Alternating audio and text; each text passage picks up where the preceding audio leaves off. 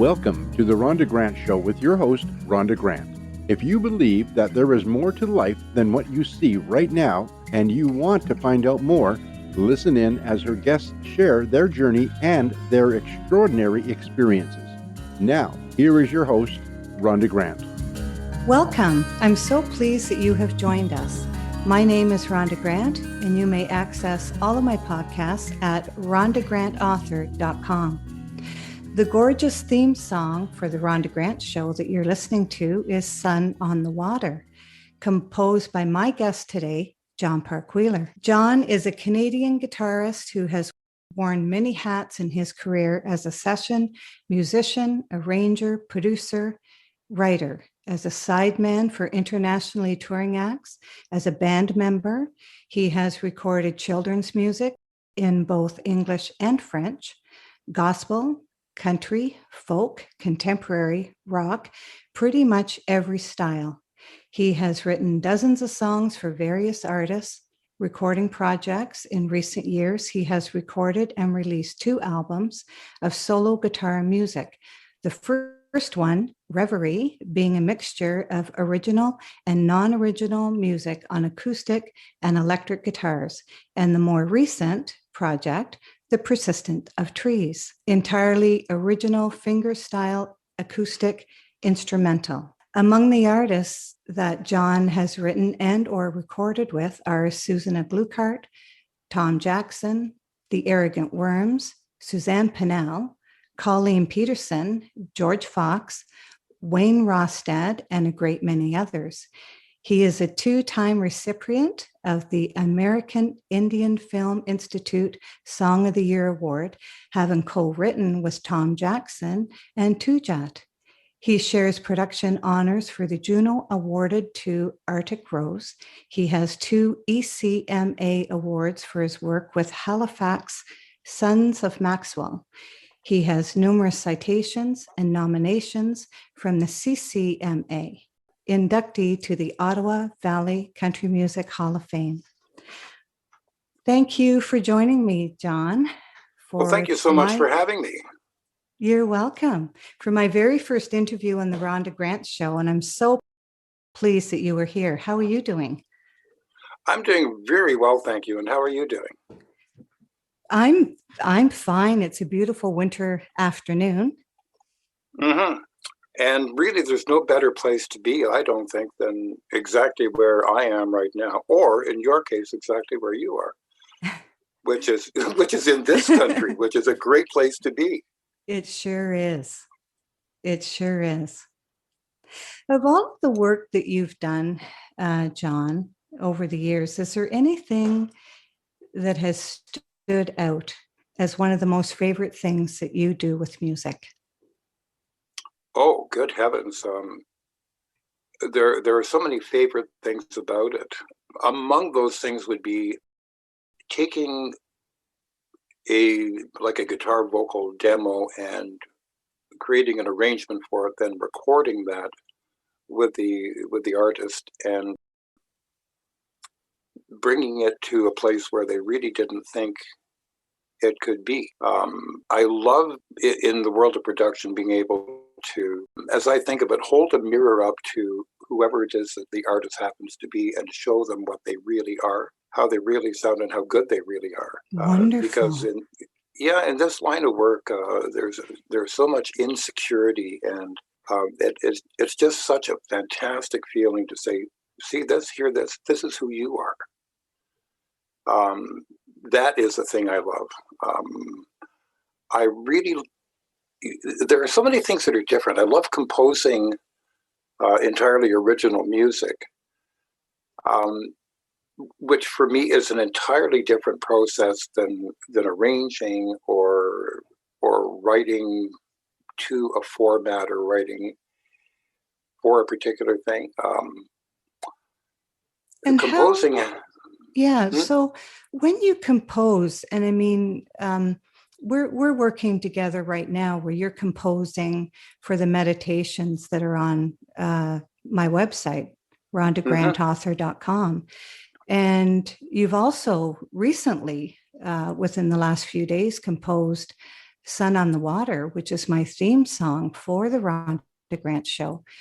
And as an artist, is it something that it just comes to you in your head, or is it seem to be out in a field where you've got to draw it to you?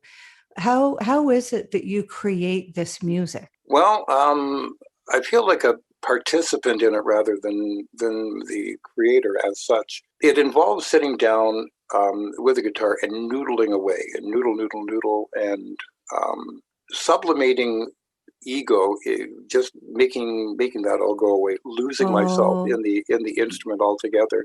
Yes. So that there really isn't any sense of this is me with a guitar anymore. This is just something. This is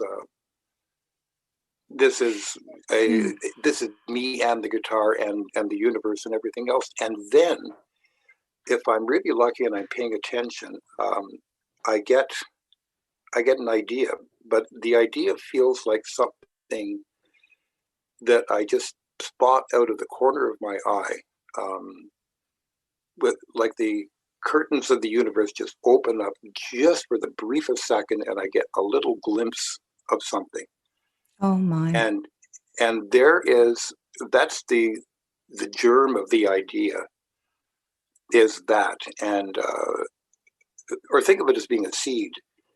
And then what I have to do is nurture that seed, which is a really interesting process, because I get a thing. I get even if it's just like one phrase, that's what I get. And then I have to find the things that fit with it, because you don't get at least me, I don't get given the whole thing. I get, here's your hint, here's your clue. Okay. No, you have to go and find the rest of it, but you're not allowed to cheat. You can't just make something up that fits. It has to be the thing that fits, right? Because Yes. because if it's not that, then it doesn't have that feeling of authenticity to me. And what this means is that I'll spend a really, really long time on one piece, and trying little bits of this and that happen to come to me. And if it's the right bit, it stays. If it's not the right bit, I know it and it doesn't. A thing that I realized a couple of years ago when I was working on The Persistence of Trees,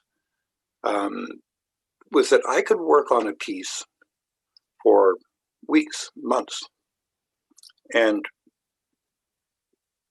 play it over and over and over again, looking for the rest of it, and never get bored with it, or tired, or frustrated. Wow. Which is really kind of interesting, because I think about Yes. other kinds of work where it wouldn't be like that. Mm-hmm. But it's part of the process. I have to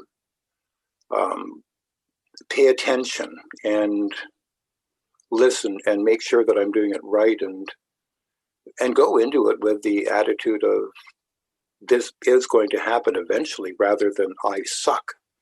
Oh, And yes. I'm never going to be able to finish this, right? Yeah. Now, is there a time when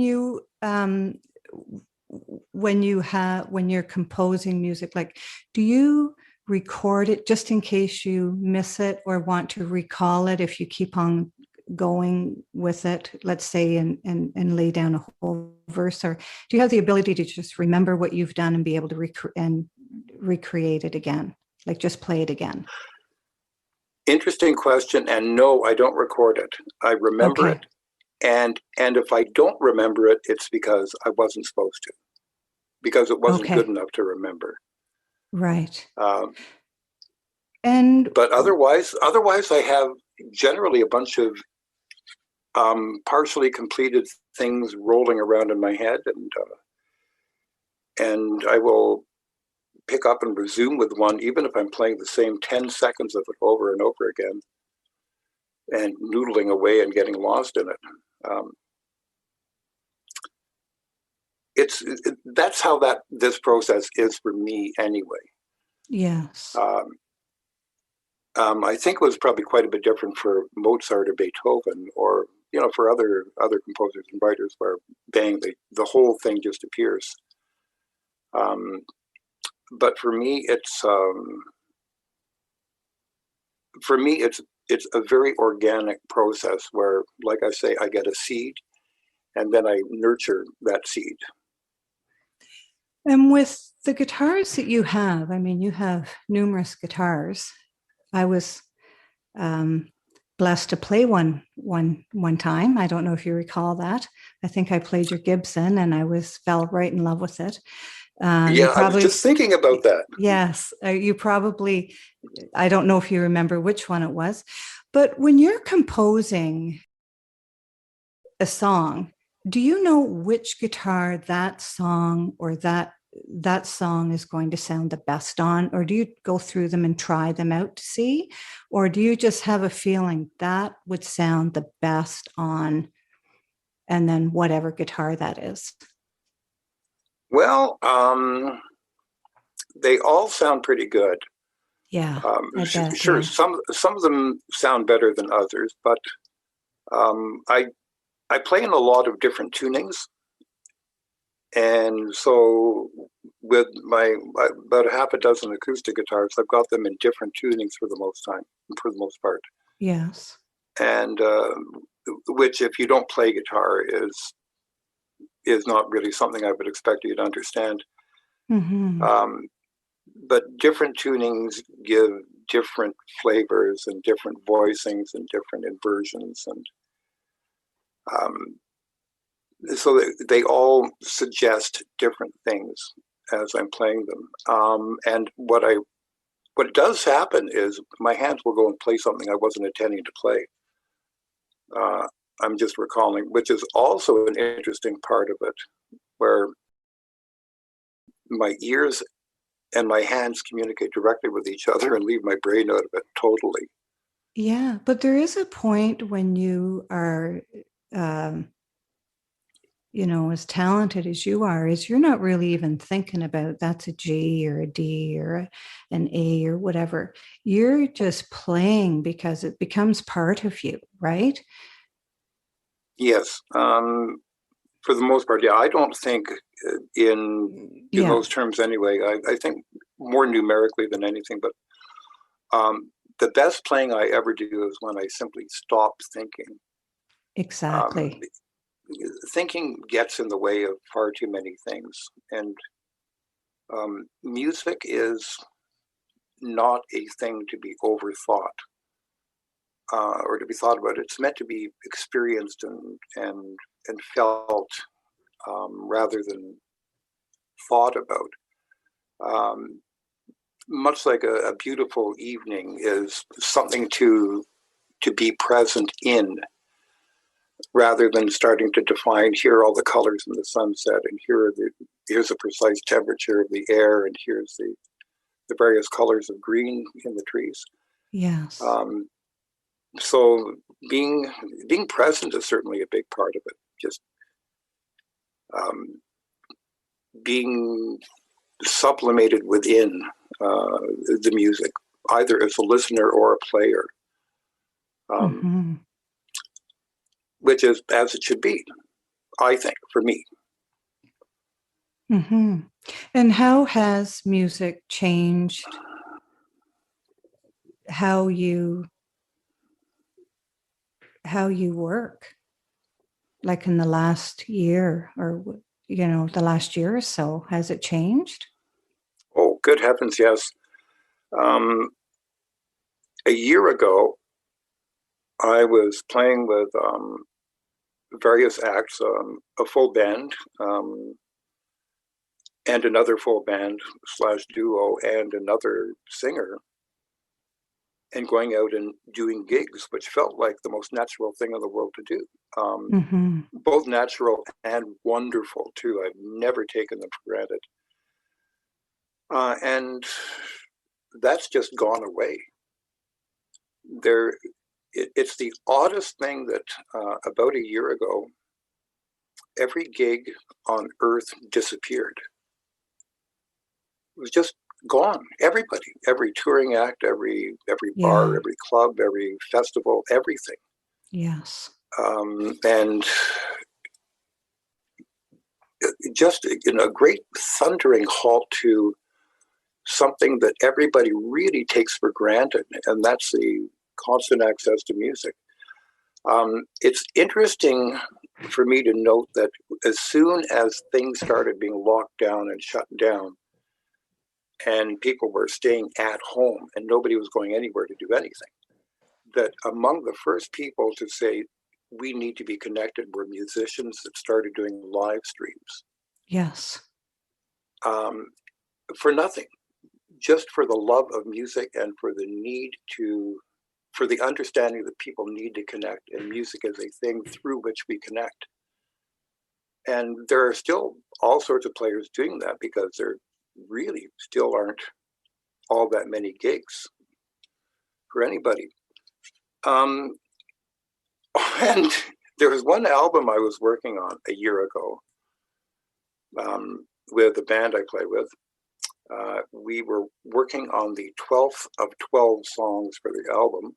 The first 11 were finished. Wow. When suddenly the studio is closed, because everything is closed. Yeah. And all of the ways that that I'd been used to doing recording just disappeared. Everybody pretty much was in the same boat, where you couldn't go to a studio anymore to record. And just in advance of that, a little over a year ago, I had been approached about writing theme music for a podcast.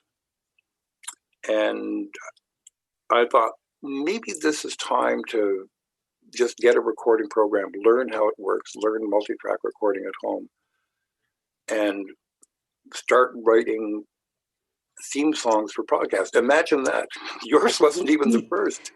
Yeah. And so that was interesting. I've got a fairly decent microphone and a preamp, and I've got plenty of instruments. And so I was kind of ready for home recording, kind of, just with a laptop computer. And so when things got shut down, I'll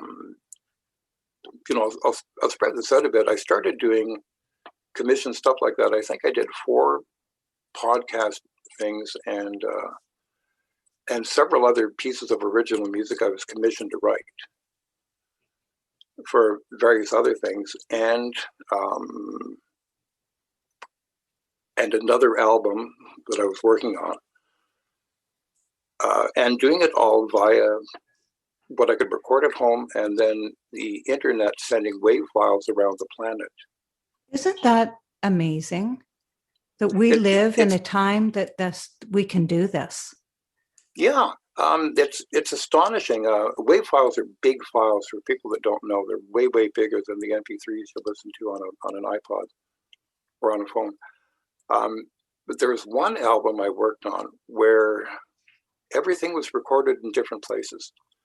The piano vocal was recorded one place. The other instruments were recorded in various other places. I did 3 instruments here. Everything got shipped via the internet to a guy in Portugal who added percussion and then mixed it. And that got sent to Chicago to an engineer who mastered it. And then that got sent to Bangladesh to a guy that created a lyric video for it. Oh my goodness. Yeah, so just amazing international stuff. So distance is not really a thing anymore, as long as the internet continues to work. And the sound quality, it should be pointed out, loses nothing. And that's because of the giant size of these files, the audio files that get sent around. And this, for me, has been this has been a salvation in a number of different ways. One of which is getting to connect with other musicians and be part of that synergy of musicians working together towards a product. It's a tremendous feeling. Mm-hmm. um, gosh, what else can I say about that? So I continue to record at home. I recorded your various meditation pieces and your theme music here at home, and feel pretty good about it. Well, yes, And it's such a benefit to have the system that you have set up right in your home, that on a very cold day like today, you didn't have to go anywhere to make that happen. yes, there is that. Yeah. And really, as much as anything, it's that feeling of connection, because we're also physically disconnected these Oh, days and yes. have been for nearly a year. Yes. And even for us introverts, it's been challenging. I see nobody to speak of. I go virtually nowhere. But because I have this, because I have music, because I have this kind of recording and writing, I should point out too, writing via Zoom is something I've been doing, and Okay. pre-production via Skype, and there are ways of dealing with this pandemic that did not exist in 1918, when all the news that you ever got to hear was from a newspaper. Mm-hmm. And these days, no, we have it really actually very well here. We're very well off. Mm-hmm. That was the Spanish flu you were referring to? Yes, Spanish Mm-hmm. influenza in, what was it, 1917 to 19 or so. Mm-hmm. Around that time, yeah. It spanned for about 2 or 3 years, right? Yep.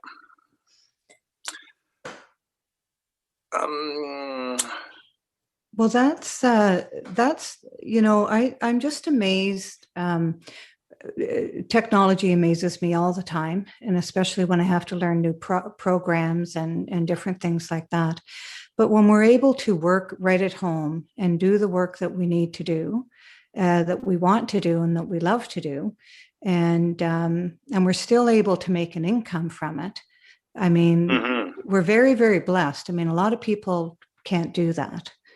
And so, as a brilliant mind as yours, and a musical genius that you are, I'm really glad that we live in a time that you have this type of equipment. Me too. Yeah. I'm very glad for it. And you kind of also dabble, or maybe that's too weak of a word, but you also have just acquired something quite special that you have had a hand in building. Did you want to talk about that? Sure. I'm not sure exactly what you're referring to. Oh, you just got it last week.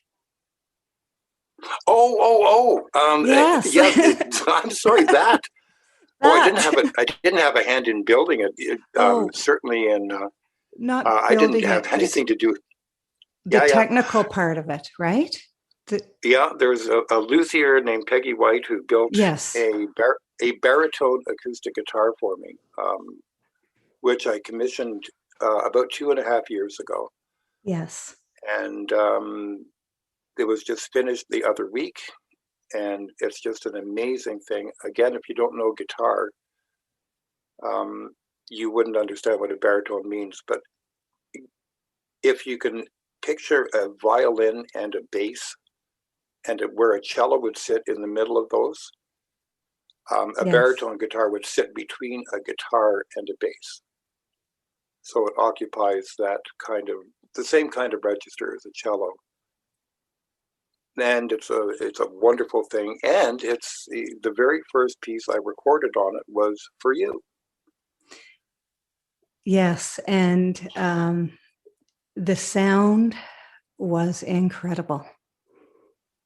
it touched me at the soul level for sure, and touched my heart in a way that I hadn't expected. And listening to that piece, and you've worked on that piece for quite some time, and it Yes. was beautiful to hear it on the baritone guitar. And it was something I really wanted to hear on baritone guitar. I liked it on regular guitar, but it was the one thing that I could imagine on baritone guitar, and it really got me to life if I did that. And speaking of life, when I think about this particular guitar, it's wood from everywhere. It's Italian spruce top, and it's Honduras mahogany sides and back from a tree they call the fallen giant. Wow. The fretboard is from ebony from Gabon, and the binding is ebony from India. And there's who knows what else in there, but there's all sorts of stuff going on with it. And I think about trees and the life they have, and how they persist even when they're cut, and all of the vibrations that exist within those woods. And now I have woods from all over the planet that are vibrating together. That's amazing, because they're vibrating at different frequencies, really. And they're just getting to know each other. They're just getting to know each other. Really, as a friend told me years ago, a new guitar doesn't know it's a guitar yet. It still thinks it's parts of trees. That's wonderful. Yeah. But this one, I just feel so much in it. I feel Peggy in it from her building it. And as she was building it, her father was dying, and I feel that in it too. I feel the people who cut the wood, who felled the trees when it was 120 degrees and humid, and yes, and hauled them through the swamp, and the whole thing just speaks. It's bits and pieces of trees that have come together in this one place. And when I think further than that, everything, literally every bit of matter that exists comes from stars. Initially, yes. Oh, yes. Yeah, because the Big Bang was helium, hydrogen, and a little bit of lithium, and all the heavy elements. Anything heavier than that comes from stars. And so it's all of these bits of stars from 13 billion years ago that happened to wind up together in this one guitar. And that just amazes me to think of, that it's ancient and it's new. It's ancient and new, yes. And so the meditation on the website, rhondagrantauthor.com, is called The Magic Within, that Jon has composed on this guitar. And it would be beautiful to download that. It's going to be available shortly for people to download directly from the website. Beautiful. And what a wonderful book it is that you've written too. There's so much in there that resonates with me really powerfully, and other things that I'm really a little envious of. I don't have any personal sense of previous lives, but as to the rest of it, there is so much in there that feels very familiar. And yes. And just as an overview too, what really impresses me about the book is how serene it is. The whole thing, it's gentle, it's serene, it never lectures, it informs and it invites, but it's just got this wonderful overall sense of, really, I'll say it again, serenity. And it's beautifully written, and congratulations on it. Thank you so much, John. And I love that you have said that, because when I was writing it, what I focused on was the tone. The tone of the book was really important to me. I wanted it to be warm and friendly and educational as well. And so I really thank you for that. What a beautiful compliment that is. Where it really struck me was when you were talking about the accident and your Yes. near-death experience. And as I was reading about it, I thought, this should be frightening. This should be scary. This should be something. And it's none of those things. It's very serene and accepting and gentle and warm. And that is really a gift, to take something like a car accident where you get T-boned and give it that kind of a feel. So yeah, really, it's all you. Thank you. I've done some, I've started my audiobook, and I still find it difficult to read that, just because, it takes you back to that place and that time. And it was a scary thing when I think back on it, but everything was in slow motion at the time. Everything just, it's time, right? And depending on where you are and what you're doing, you have a sense of time is flying or time is standing still. And for that time, time was at a crawl. Everything happened so slowly. And when I read it, of course, you can't read it that slowly. You got to, march it along. You got to march it along. But but thank you. Thank you so much for that. So one of the things that you and I, we've had conversations, and one of the things that that comes up often, and one of the questions I like to ask my guests is, what extraordinary things have happened in your life have you experienced? Oh, there would be way too many to even begin to start to recall. There have been umpteen times where I've known what my wife was going to say, or I've known that she was going to phone. Yes. I've had far too many senses of what was just about to happen. A continuing thing. I live out in the country, and so I drive an awful lot on the small highways here, and I almost always know what the car in front of me is going to do, what road they're going to turn down, or, well, yeah, exactly that, what road they're going to turn down and where they're going to turn off the highway. I would say about 95 times out of 100, I know, just because I wonder about it and I focus on the car ahead of me, and I can tell, no, he's going to turn down whatever. And they do. And to get these messages, I mean, you have to be in the presence of mind to receive those messages and to know those things, right? Well, I would think so, yeah. Being present in general, I think, is just a very important place to be.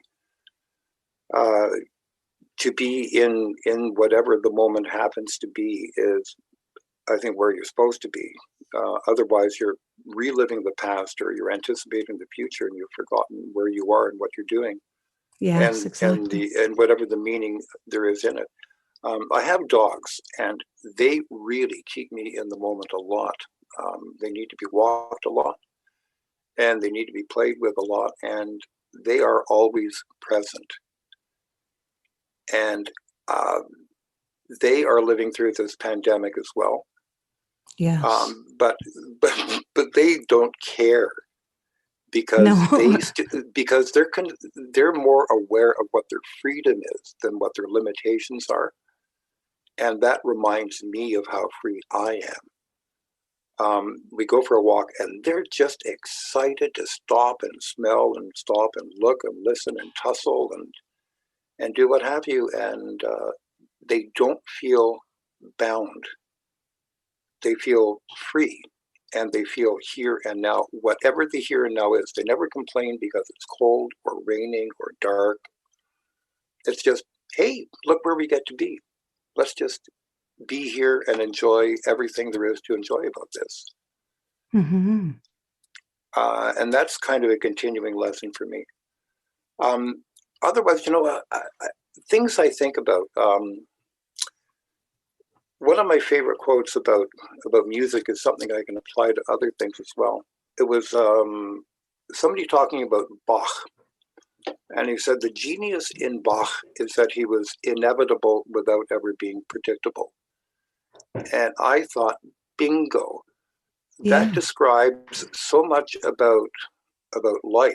I look at where I am today, sitting in my loftus, as I call it, in Eganville, with sun pouring in through the windows, and thinking, I could not have dreamed of this 20 years ago, or 30 or 40 years ago, being here now. But when I look back at it, it's, of course, everything I did, everything I've ever done has led me to here and now. And so there would be the inevitability of it without it ever being the kind of thing I could predict. With that said, pardon? With that said, do you feel that your life has been scripted? No, I don't. No. I feel very much that I participated in it. Yes. And I continue to participate. But that every choice I make, and they are choices, they are not scripted, leads me to really where I'm supposed to be. I could have the choice to be somewhere else, but I'm not. I'm here, and this is exactly where I want to be, and where I belong. So when you started to play music, when you started to play guitar, not music, but when you actually started to play guitar, was there a point where you made a decision that I am going to spend my life doing this? Oh, yeah. Okay. Mm-hmm. It was pretty much before I took guitar up. Frankly, even before. It was. Okay. Yeah. I knew I was going to be a guitarist before I started playing one, and that was how I was going to spend my life. Do you feel that you've been called to do this? I mean, look at all the lives that you've touched. Look at all the projects that you've worked on, and through that, you've touched the lives of many, many people. And with your music, with your personality, with your kindness. And so do you feel that you've been called to do this work?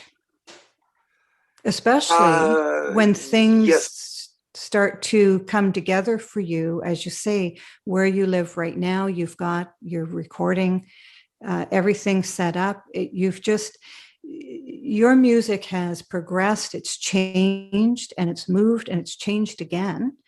And it just keeps on getting better. I mean, you don't have the connection with band members, and you don't have the connection in the studio, which you really come alive with.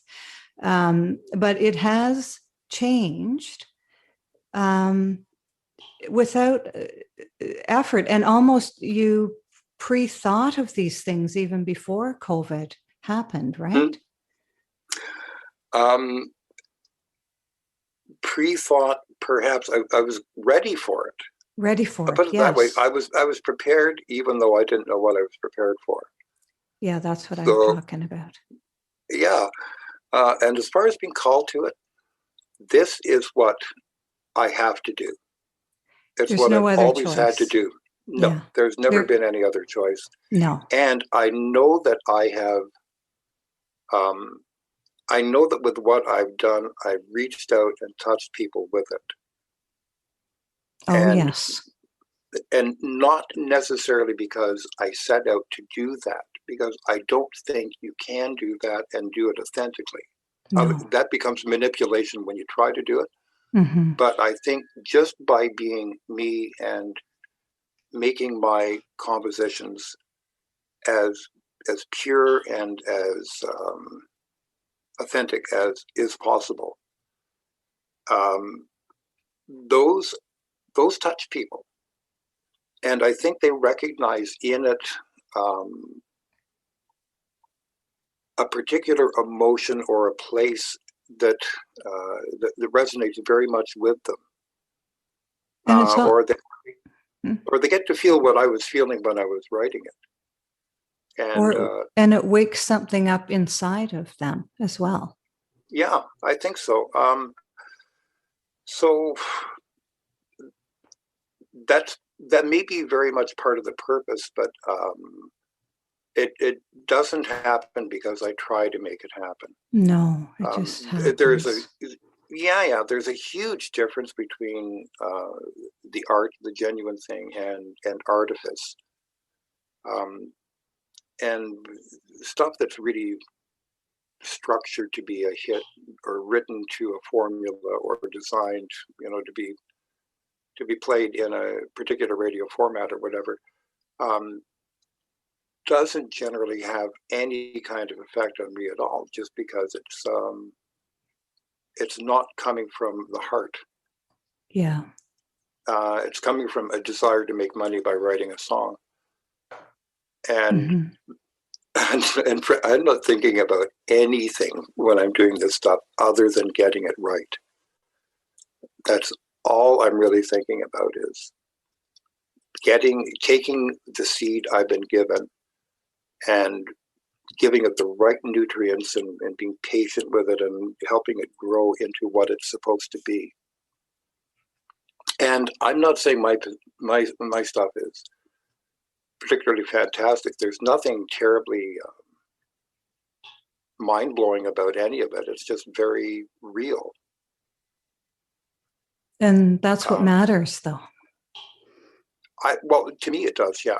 Yeah. Well, that's just wonderful. Where can people reach you, Jon, if they want to reach out to you? Mm-hmm. I can be found at various email addresses. I'll give you one. Okay. jonpwguitar@gmail.com. That would be lowercase JONPW guitar@gmail.com.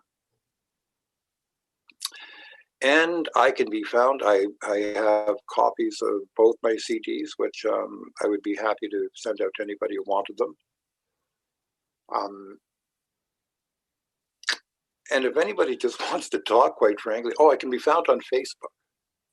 Yes. As the only Jon Park-Wheeler, I believe, in existence. That would be JONPARK-WHEELER. And my pages are public, and come on by and visit. Yes, and you also have a website? Yes, I have a website, jonparkwheeler.ca. Again, no underscores, no spaces or caps or anything. JONPARKWHEELER.ca. And in there is a partial discography and some other info, some bits of this and that, through which I can be reached. One thing I've decided to do, actually speaking about records and what have you, is to write a book based on the persistence of trees. Wow. Which I know it's a fairly short CD, but there's kind of a lot that goes into it. For me, it started wondering about trees and where they came from, and thinking about how trees just don't give up ever, ever. If a seed falls in a crack in a rock, it's going to find a way to find water and nutrients and send up a leaf and start to grow as well as it possibly can, but they just don't quit. Quitting is not built into things that grow, and I think that's a great example for me to look at is they don't quit. Why would I quit? Yes.